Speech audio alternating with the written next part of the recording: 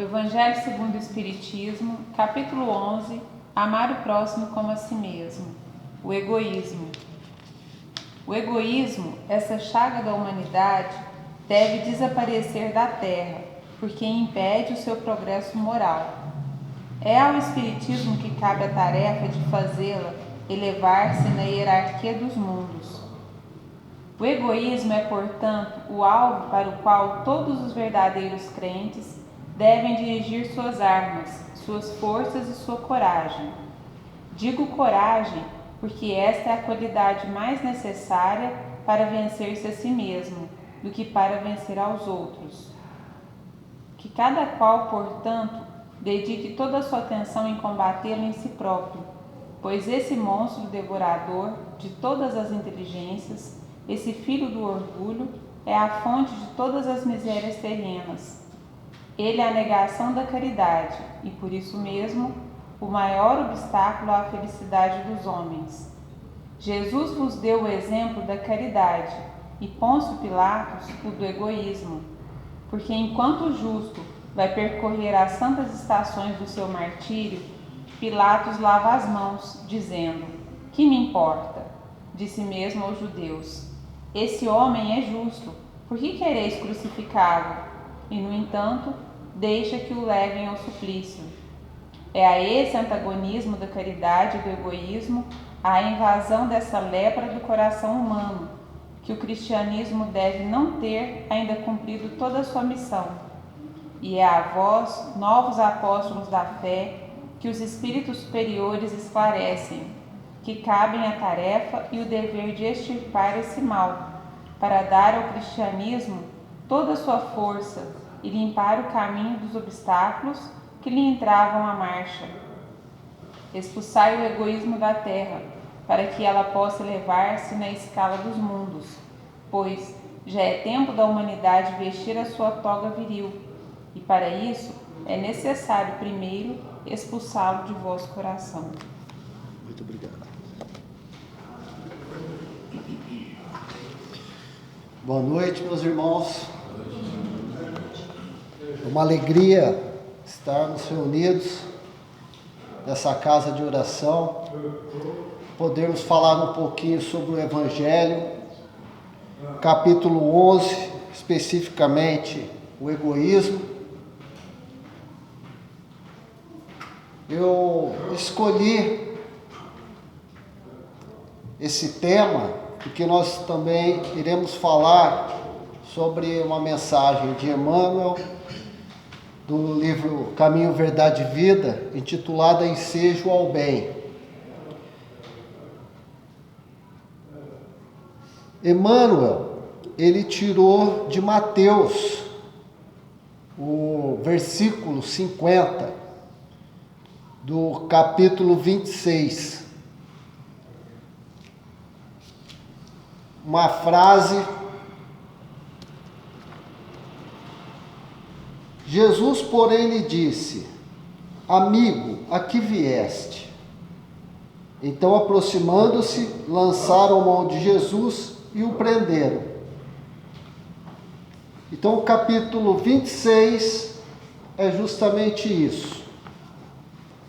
Então, a gente precisa contextualizar o que essa frase, aonde ela está inserida.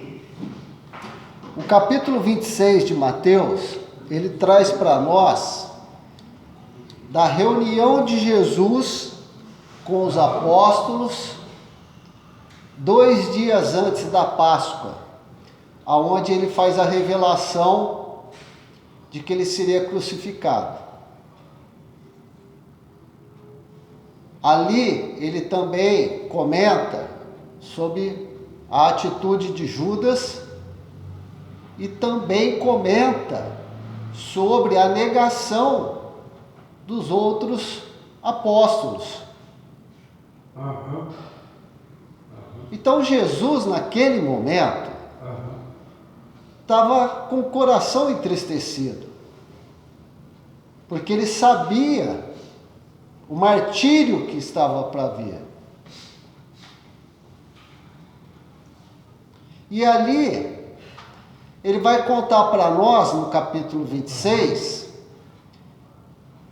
esse momento de revelação, passando, chegando ao momento onde que Pedro nega Jesus pela terceira vez. Então, o capítulo 26, ele traz essa história. E Emmanuel vai lá no 50, que é a frase que Jesus fala para Judas, quando Judas chega até ele, junto com a guarda que veio para poder prendê-lo. Então, Jesus, porém, lhe disse: amigo, a que vieste? E o título chama Ensejo ao Bem. O ensejo, na realidade, é uma oportunidade. Então a gente fala assim, eu vou fazer aquilo e como já estou ali, aproveito para fazer aquilo também. Então você tem uma ocasião e da ocasião você pratica outra atitude. E Jesus especificamente veio colocar para nós aqui que perante todo esse momento de tristeza no coração, de aflição, porque Jesus era um espírito, o maior espírito encarnado até hoje. Porém, ele estava encarnado. E ele, como encarnado, ele tinha uma amplitude espiritual enorme, uma capacidade enorme, mas ele era um espírito encarnado. Ele tinha percepções e sensação do corpo. A chicotada doeu.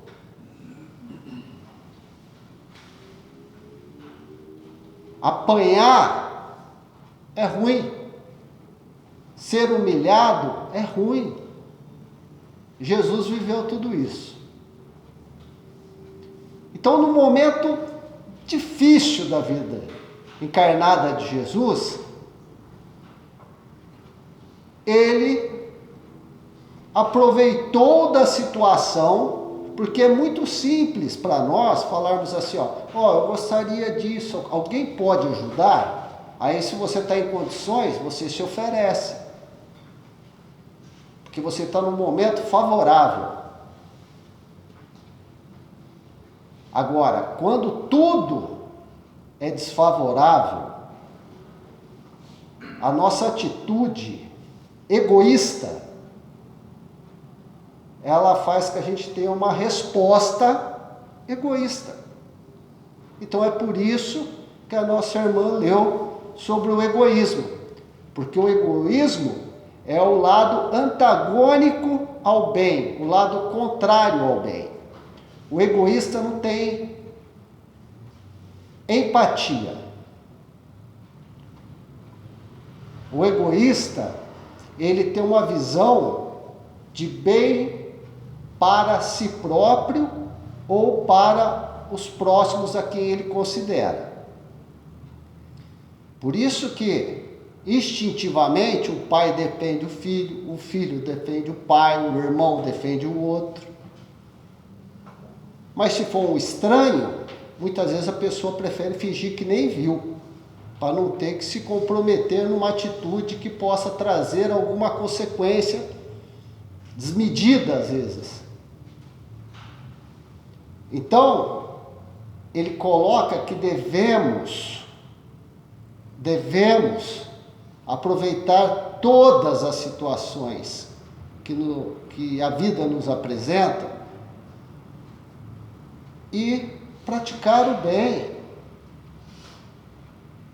eliminar o egoísmo da gente, o nosso orgulho. O Espiritismo é a terceira revelação. A primeira foi Moisés. Foi aquela primeira linha de de referência a quem Deus personificou em Moisés uma liderança. Então, vocês devem ter esse princípio, aonde que colocava basicamente como lidar para com Deus e para com seus irmãos de humanidade. A segunda revelação foi Jesus. Quando Jesus veio, ele falou: eu não vim destruir a lei, eu vim fazer cumpri-la. Porém, para os doutores, os que se ocupavam e tinham uma posição de destaque perante a sociedade, como alguém que era representante da lei, alguém que chegava falando em amor, em igualdade, que não ostentava nada, disposto a qualquer momento, se relacionava com todos, não fazia exclusão de ninguém.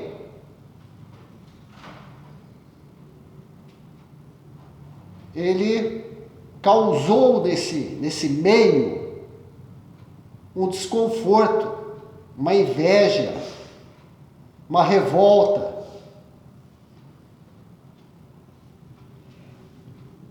E por consequência, essas pessoas resolveram então que ele não era digno de estar ali com eles, porque ele estava causando um desconforto para eles.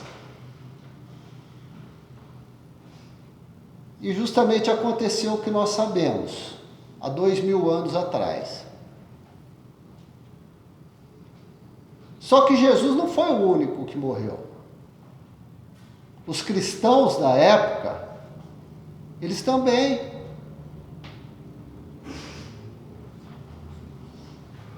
colocaram cristãos no Coliseu, junto com leões, por ser cristão.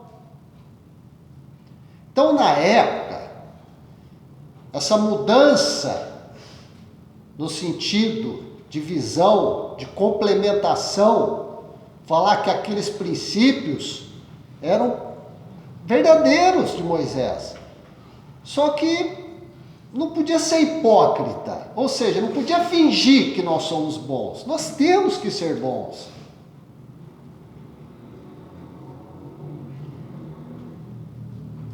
E nessa condição, consequentemente, exigiu assumir uma posição que adotasse isso como verdade e pagasse muitas vezes com a própria vida. Aí vem a terceira revelação, que é o Espiritismo. É a mesma coisa. Não veio destruir a lei, mas veio trazer luz, tirar o véu. O que foi falado em parábola, a humanidade hoje tem capacidade, ela tem condições de entender. Então, o que a gente via desde o princípio da humanidade, que era aqueles fenômenos, aqueles mistérios, passou a ser uma coisa onde a ciência espiritismo começou a estudar. E ele hoje fala para nós o seguinte: não precisa morrer ninguém, não. O que precisa morrer é o egoísmo que está dentro de nós. O que tem que ser sacrificado hoje é o egoísmo dentro de nós. Então essa é a relação que a gente vem fazendo no desenvolver da nossa evolução. E ele fala, que a nossa irmã leu para nós agora, que esse é vamos falar assim, é o pior problema que nós temos. O Evangelho, ele fala para nós, a nossa geração, o nosso momento, é um momento, isso é que o Evangelho é de 1861, 1800, ou seja, ele já tem 140, 150 anos, vamos falar assim. Já passou bastante tempo de lá para cá, o mundo mudou bastante, 150 anos atrás. O homem mudou bastante. E ele já falava, naquela época, que nós temos como característica uma atividade intelectual muito grande e nós temos também uma indiferença moral muito grande.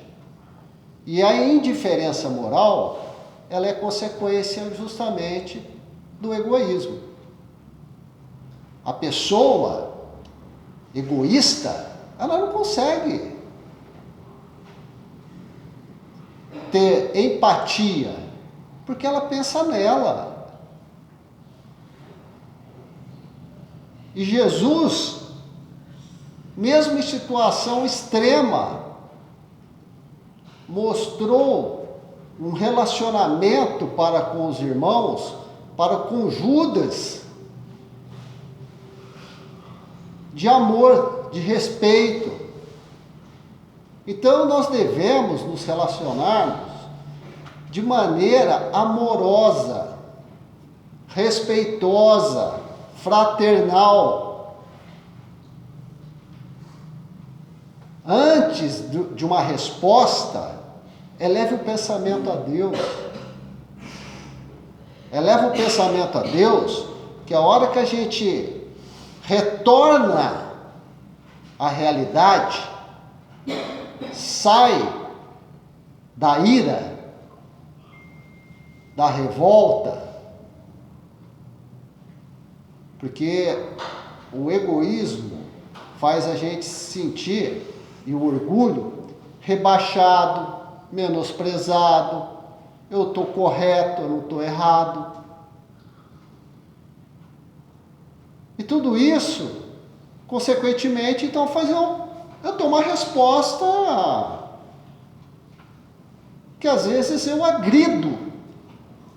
Mesmo estando com a razão, eu agrido.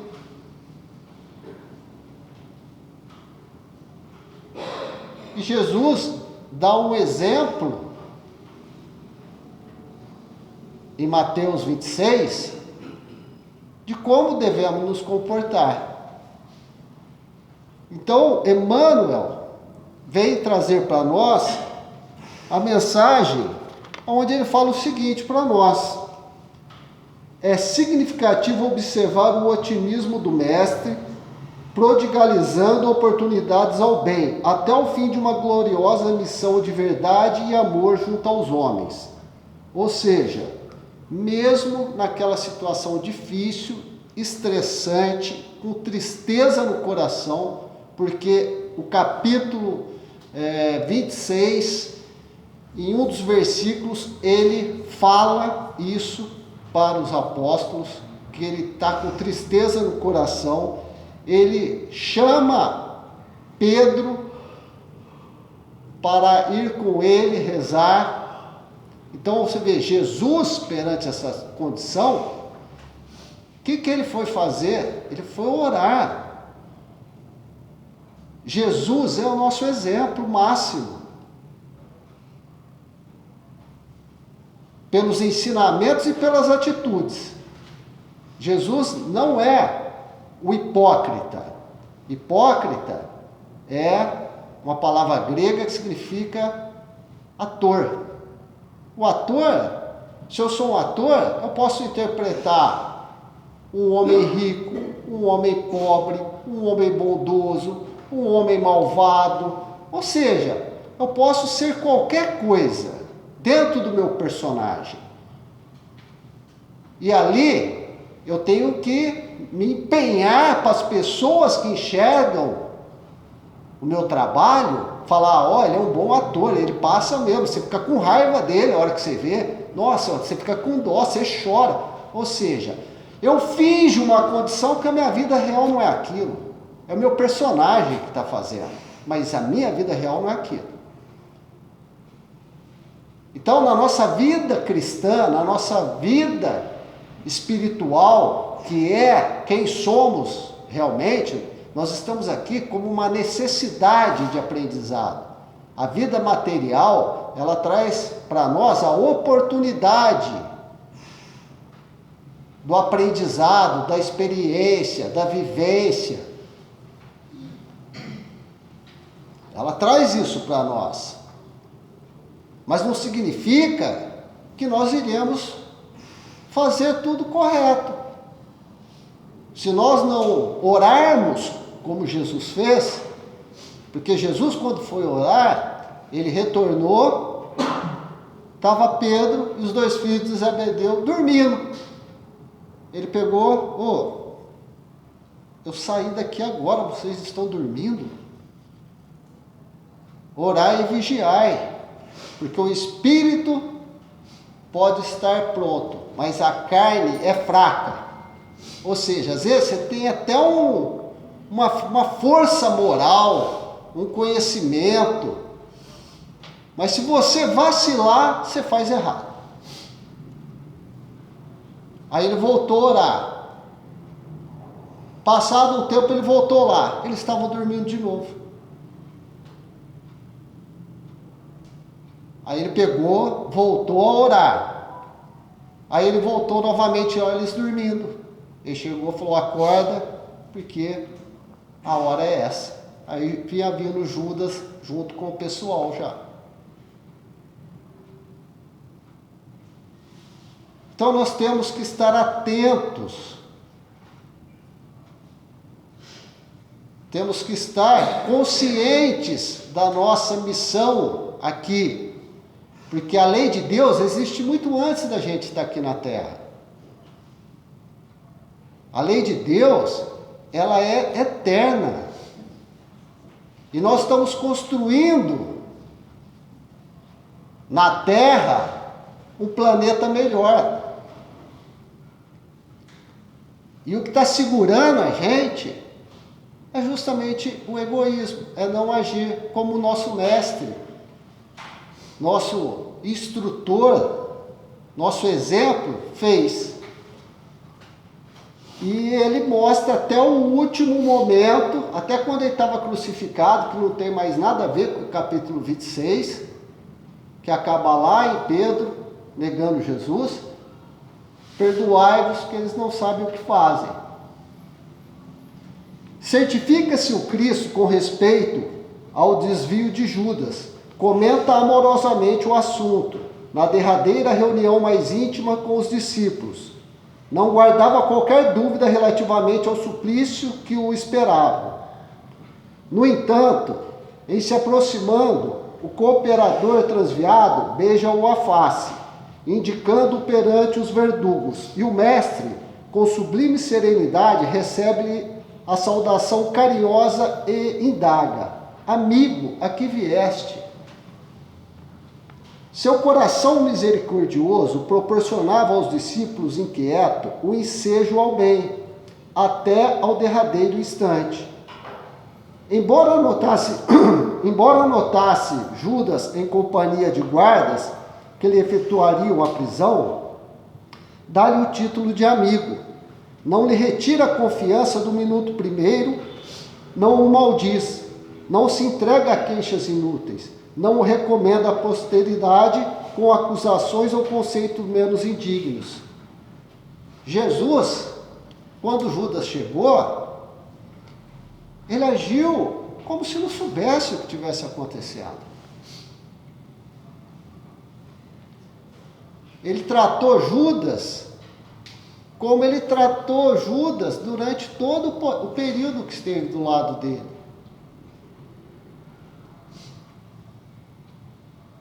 Ele foi carinhoso com Judas. Ele em nenhum momento acusou Judas. Teve uma palavra de negação com relação a Judas. não condenou Judas, não fez nada no sentido de trazer uma carga, um peso para Judas. Então o que ele fez? Ele aproveitou da situação que não era favorável em nada para ele e praticou o bem ainda.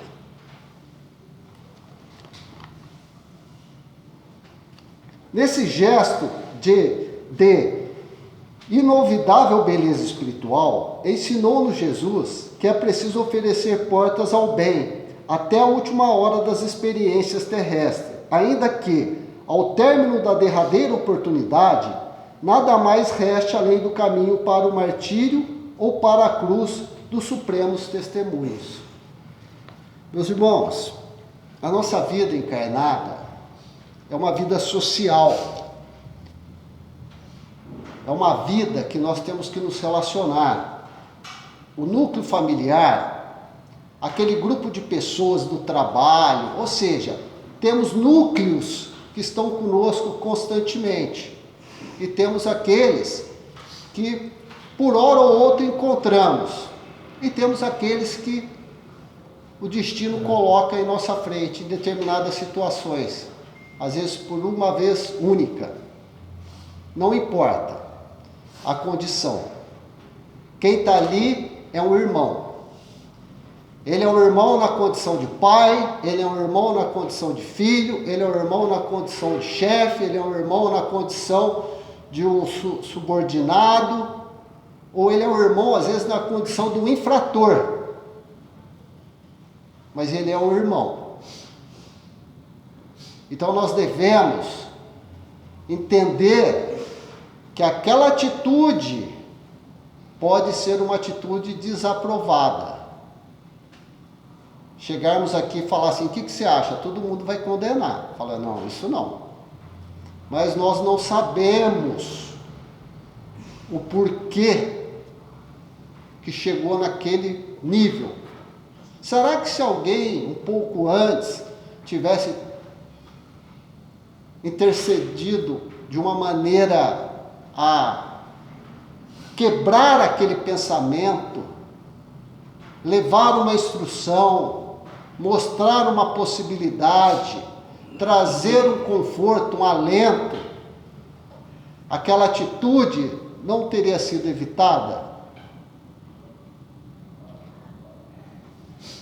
Então, o ensejo ao bem, quando ele não é aproveitado, ele vai trazer dor, mágoa, sofrimento, injustiça.